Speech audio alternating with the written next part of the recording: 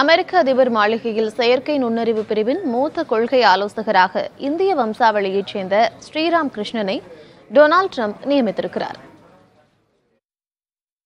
வெள்ளை மாளிகையின் செயற்கை நுண்ணறிவு பிரிவின் தலைவரான டேவிட் செக்ஸுடன் இணைந்து செயற்கை நுண்ணறிவு துறையில் அமெரிக்காவை வளர்ச்சியடைந்த பாதையில் செல்வதை உறுதி செய்யும் பணியில் ஸ்ரீராம் கிருஷ்ணன் ஈடுபடுவார் என ட்ரம்ப் தெரிவித்திருக்கிறார். அறிவியல் மற்றும் தொழில்நுட்பத்துறைக்கான அதிபரின் ஆலோசகர்களுடன் பணியாற்றி செயற்கை நுண்ணறிவுக்கான கொள்கைகளை வகுக்கும் பணிகளில் இவர்கள் ஈடுபட உள்ளதாக டொனால்டு ட்ரம்ப் கூறினார். சென்னையில் பிறந்து காட்டாங்குளத்தூரில் உள்ள SRM பல்கலைக்கழகத்தில் தகவல் தொழில்நுட்ப பிரிவில் பிடெக் பயின்ற ஸ்ரீராம் கிருஷ்ணன் 2005ஆம் ஆண்டு தனது 21வது வயதில் அமெரிக்காவுக்கு குடிபெயர்ந்தார். இதையடுத்து மைக்ரோசாப்ட் நிறுவனத்தில் தனது பணியை தொடங்கிய அவர் தொடர்ந்து யாஹூ, ஃபேஸ்புக் உள்ளிட்ட முன்னணி சமூக வலைதள நிறுவனங்களிலும் முக்கிய பொறுப்புகளில் பணியாற்றியுள்ளார்.